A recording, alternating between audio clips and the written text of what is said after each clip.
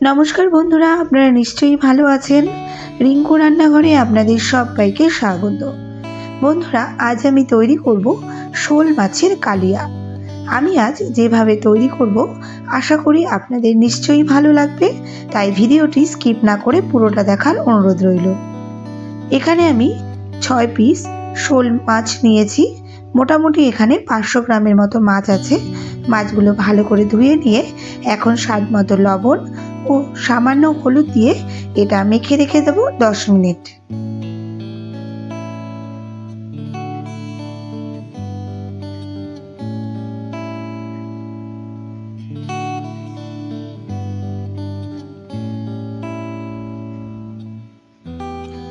এর সাথে নিয়েছি আমি দুটো বড় সাইজের আলু, যেগুলো একটু পাতলা করে আমি কেটে নিয়েছি।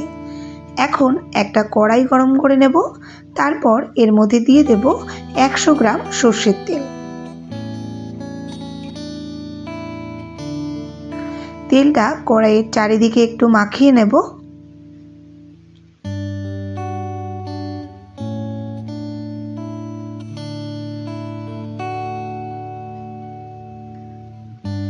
এরপর ওই তেলের মধ্যে দিয়ে দেব সামান্য একটু লবণ, একটু ছিটিয়ে দেব।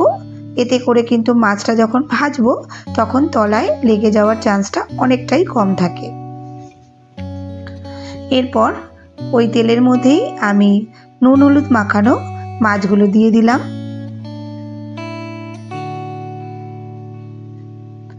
মাছগুলো এখন হাই ফ্লেমে আমি এপাশ ওপাশ উল্টে বেশ ভালো করে ভেজে নেব।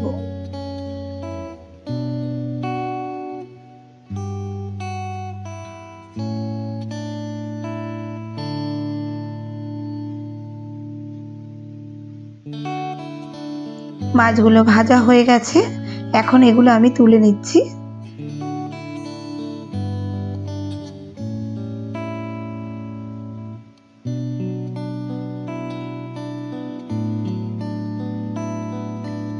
এরপর ওই তেলের মধ্যেই আমি আলুগুলো ভেজে নেব।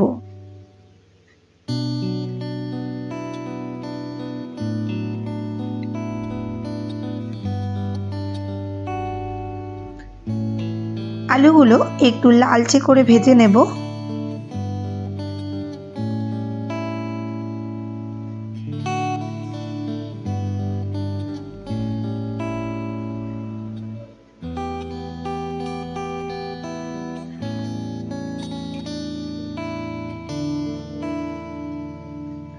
আলুগুলো সব ভাজা হয়ে গেছে, এখন এগুলো আমি তুলে নিয়েছি। এখন আমি ওই তেলের মধ্যেই ফোড়নের জন্য দেব একটা দারচিনি স্টিক, 3-4টে লবঙ্গ, 3টে এলাচ আর দেব একটা তেজপাতা। ফোড়নটা দেখে খুব সুন্দর একটা স্মেল বেরোলে দিচ্ছি দুটো মাঝারি সাইজের পেঁয়াজ কুচি। পেঁয়াজটা খুব ভালোভাবে আমি কুচিয়ে নিয়েছি। আপনারা চাইলে একটু পেঁয়াজ কিন্তু এখানে পেস্ট করেও দিতে পারেন।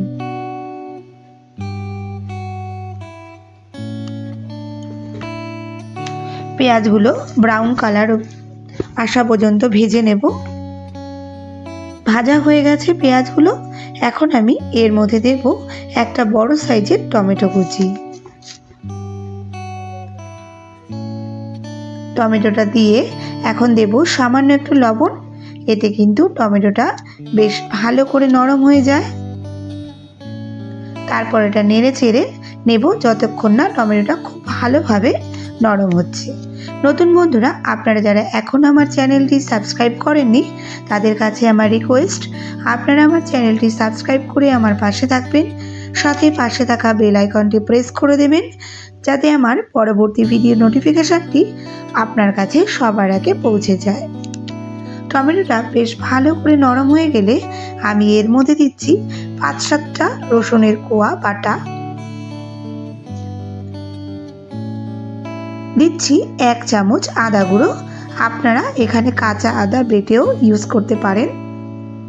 যেহেতু আদাটা একটু গুঁড়ো তাই এখানে আমি সামান্য একটু জল অ্যাড করে দেব, নইলে কিন্তু এটা লেগে যেতে পারে।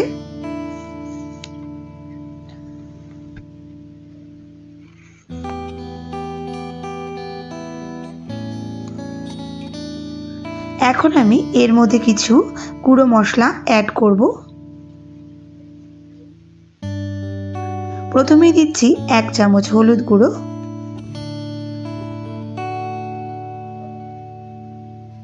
1 চামচ জিরে গুঁড়ো, 1 চামচ শুকনো লঙ্কার গুঁড়ো,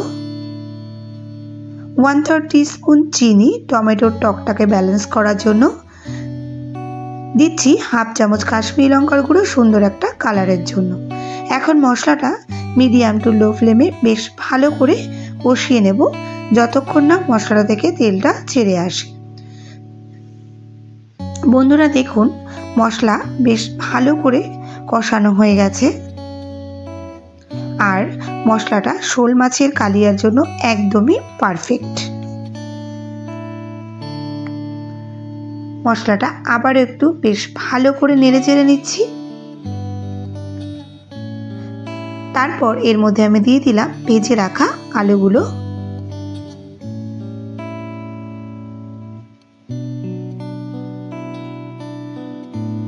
এখন আলুগুলো কষিয়ে নেব মিনিট 3।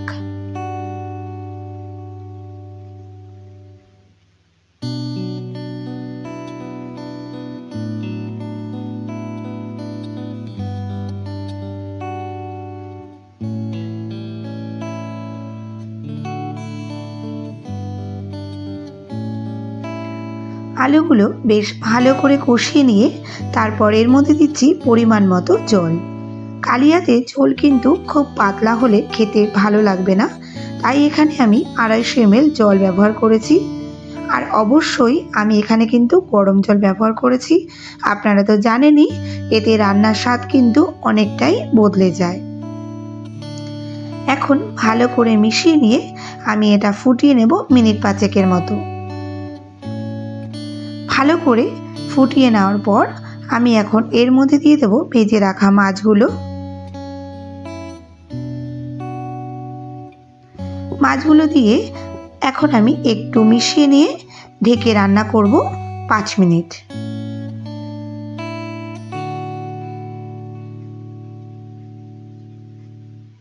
পাঁচ মিনিট হয়ে গেছে।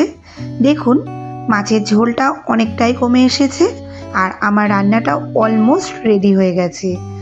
এখন এর উপর থেকে আমি ছড়িয়ে দেব সামান্য একটু গরম মশলা গুঁড়ো। গরম মশলাটা বেশ ভালো করে এখন মিশিয়ে নেব। দেখুন ঝোলটা দেখতে কতটা সুন্দর হয়েছে আর খেতেও নিশ্চয়ই আপনারা জানেন এটা ভালোই হবে। আর কালিয়াতে একটু তেল মশলা না হলে কিন্তু খেতে একদমই ভালো লাগে না। আর এইভাবে মশলাটা কষিয়ে ভালো করে মিশিয়ে নিলেই তৈরি হয়ে যাবে শোল মাছের কালিয়া। কি বন্ধুরা আপনাদের আমার এই রেসিপিটা পছন্দ হয়েছে তো? যদি পছন্দ হয় একটা লাইক